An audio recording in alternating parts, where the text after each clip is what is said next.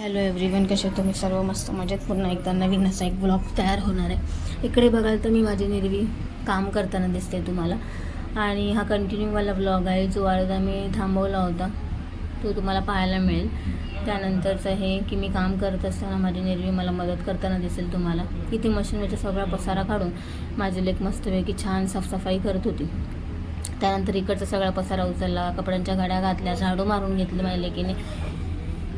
असा कार्यक्रम हिने आटपून घेतला आणि तोपर्यंत मी माझं काम देखील पूर्ण करून घेतलं. आणि त्यानंतर मी कालची कटिंग तुम्हाला दाखवलीच होती मॅक्सीची, की तिचे मी हात कटिंग केले होते आणि फायनली खूप मोठी होत होती मला.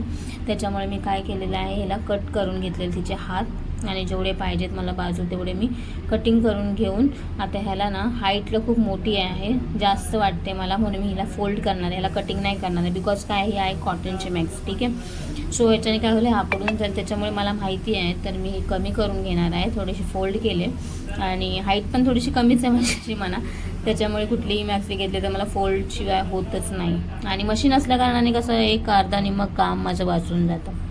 आणि त्याच वेळेस ना काय झालं माहिती आहे की की ताईंच्या बाबांची तब्येत ना थोडीशी डाऊन होती, म्हणजे खात पीत नव्हते, आजारी झाले होते. म्हणजे 2 दिवस फक्त ताप आला होता, निमित्त झाला होता, संपूर्ण उष्णता अंगामध्ये होती आणि खायला प्यायला होत नव्हतं. दवाखान्यात घेऊन गेले होते, पण काही त्यांना बरं वाटतच नव्हतं. तर ताई थोड्या ऑफ मूडमध्येच होत्या.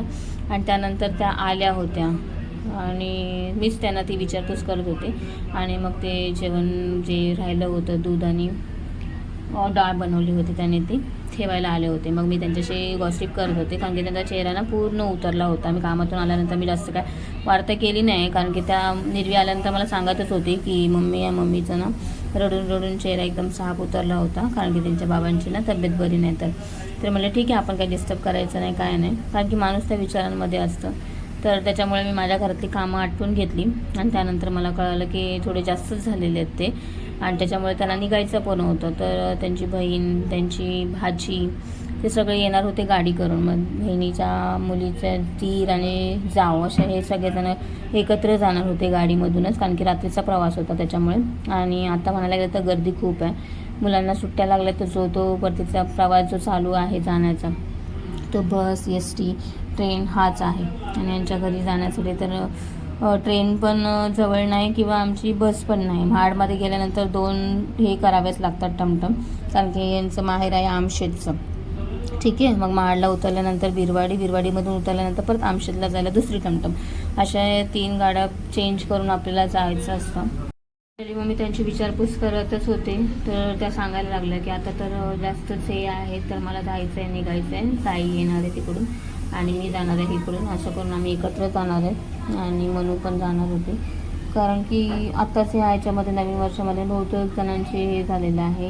आणि आणखीन एक गोष्ट जी घडली होती, ते आपल्या कांबळे आई, त्या पण चालता बोलता त्यांचं हे झालं असं, म्हणजे आजारी बिजारी काहीच नाही, फक्त 1-2 दिवसाचं आजार पण, आणि त्याच्यामध्ये त्यांचं हे, त्याच्यामुळे खूप अशी धडकीच भरते जेव्हा जयंतीशी जवळ येते. आणि माझ्या बाबांचा पण सेम 13 एप्रिललाच तो कोइन्सिडंट झाला होता. त्याच्यामुळे कुठलीही गोष्ट, म्हणजे मग एप्रिल महिना आला ना का थोडी भीतीच वाटते, आणि त्यात 13 तारीख म्हटले तर आणखीन जास्तच. आणि असेच 2 केसेस पण झालेल्या आहेत त्याच्यामुळे थोडी हे वाटत होती. मग त्यांची विचारपूस केली, त्यांनी स्वतःहून सांगितलं थोडं, मग त्यांचं हलकं झालं.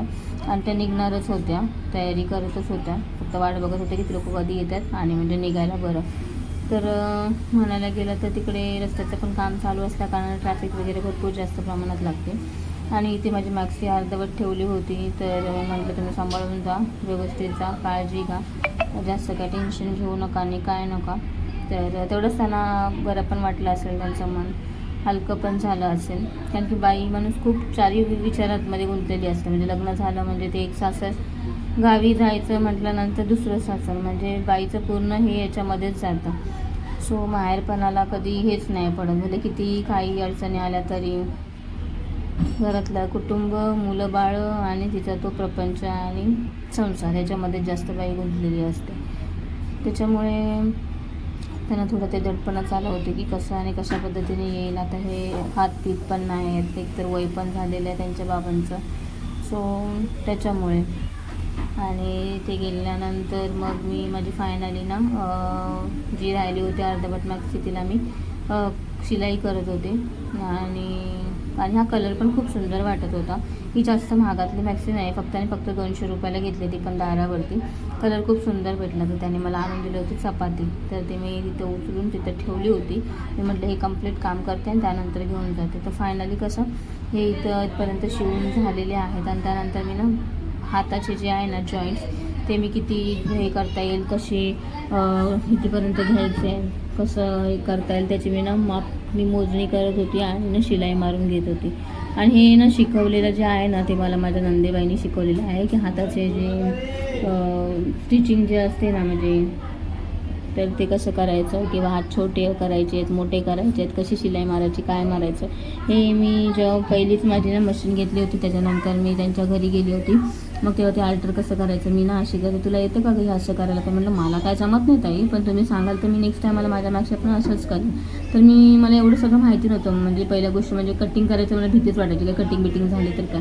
तर ते मला कुठलीही गोष्ट चूक झाली असेल तर ती दुरुस्त कशी करायचं हे देखील टेलरला येणं खूप गरजेचं आहे. मशीनमधले कुठले पार्ट, काय गोष्टी असतात, कशा असतात, कुठल्या गोष्ट फॉल्टमध्ये निघते तर सारखं द्यायचं नाही.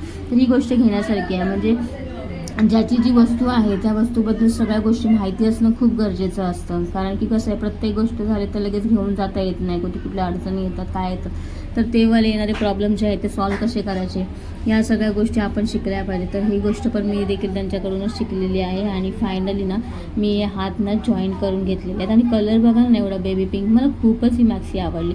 आणि पहिलीच गोष्ट अशी असेल की मला अगदी मनापासून आवडली.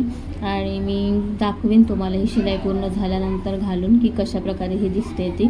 ठीक आहे, तर फायनली हे झाले. आता आपण आतमधून त्याला मेजर घेऊन आतमधून शिलाई करायची. थोडी मी लूजच ठेवणार आहे, जास्त फिटिंग करणार नाही कारण की त्याला धुवायची बाकी आहे.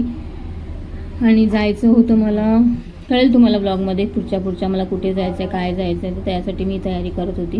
मग हाताचं शोल्डरचं माप घेतलं, थोडे मोठेच हात ठेवलेले आहेत. आणि त्यानंतर हाफ ह्याच्यामध्ये कट घेऊन जरा शेप वगैरे देऊन मस्तपैकी स्टिच करणार होते. तर ते सगळं करून घेतलं मी. आणि आता तुम्ही बघाल फायनल लुक ह्या मॅक्सीचा नाईटीचा की कसं येतं. का की दिवसभर मी ड्रेस घालत असते, फक्त रात्री झोपतानाच फक्त मॅक्सीचा यूज होतो. त्याच्यामुळे मला मॅक्सी जास्त काय लागत नाहीत. आणि घेतल्या तर होतात, म्हणजे वर्षाला माझ्या 2-1 तरी होतातच. घेतल्या तर 4 एकदमच घेते, पण वापरताना त्याचा जास्त यूज होत नाही. ठीक आहे. आणि गावी पण जायचं होतं त्याच्यामुळे पाहिजेलच. आणि गावी गेल्यानंतर कसं असतं, चुलीचं पण असतं काम. आणि गॅस तर आत्ता आले म्हणा 1-2 वर्षामध्ये आम्ही घर बांधल्यानंतर, पण ह्या चांगल्या मॅक्सीचे सगळा अवतार होऊन जातो. त्याच्यामुळे म्हटलं आता कलर तेवढा छान घेतला आहे, बघू आता कसं काय करता येते. तर फायनली माझी मॅक्सी ना स्टिच ते करून झालेली आहे, तुमच्याबरोबर शेअर करते मी. सो इकडे बघा. आणि अल्टर केल्यानंतर अल्टरचेच नुसते 50 ते 100 रुपये बाहेर घेतात, एवढे महागडे झाले. तर इकडे बघा, दिसते तुम्हाला, खूप सुंदर वाटते. आणि घातल्यानंतर तर एकच नंबर वाटेल ह्याची खात्री आहे मला. कारण की टेलरचं कामच असं भारी असतं ना, का विचारून सोय नाही. आणि मला आणखीन एक गोष्ट, मला रिंग लाईट पण घ्यायची आहे. तो मोबाईल मला हे करायला बघू आता तो एक कधी घेता येते तर बघा. तर फायनली माझी मॅक्सी रेडी झालेली आहे स्टिच करून. हात बघा किती छान वाटतात, गोल्ड वाटतात, ऑसम वाटतात एकदम. कॉम्बिनेशन पण खूप छान आहे, मस्त आहे. आणि लेस भारी वाटत होती बरं या मॅक्सीमध्ये. मला तर असं वाटतं माझी नजर पण नाही लागावी मला. आणि फायनली हे करून झाले. जे बाहेर द्यायचे 100 रुपये ते मी घरातल्या घरात स्टिच करून ते वाचवलेले आहेत. म्हणजे अशा गोष्टी करून मी तर ब्लाऊज म्हणजे किती वर्ष झाले, 3-1 वर्ष झाले असतील. मी लॉकडाऊनच्या टायमिंगमध्ये शिकलेली होती. 2023 ते 2026चा हा प्रवास जो आहे मशीनचा माझा तो फायनली स्ट्रगल करत ना मी हे शिकलेली आहे. आणि खूप छान वाटतं. आणि सगळं श्रेय जातं माझ्या आईला, कारण की तिने एवढा फॉर्म घेतला, तो उत्स्फूर्तपणे मला भरायला लावला की तू कर. आणि मुलगी लहान होती माझी, तर त्याच्यामुळे मला जमेल की नाही ह्याची मला थोडीशी शाश्वती नव्हती. कारण की मुलीला टाकून मला जायचं होतं, त्यात हे लॉकडाऊनचं प्रमाण होतं त्याच्यामुळे. पण तरी पण देखील म्हणतात ना, मनात एक गोष्ट आली ना तर मला ना वाटतच होतं मी हे काम करू शकते म्हणून. काही कुठलीही गोष्ट ना कठीण नसते, अवघड नसते. फक्त बघण्याचा दृष्टिकोन जो असतो ना आपला, तो थोडा आपण ना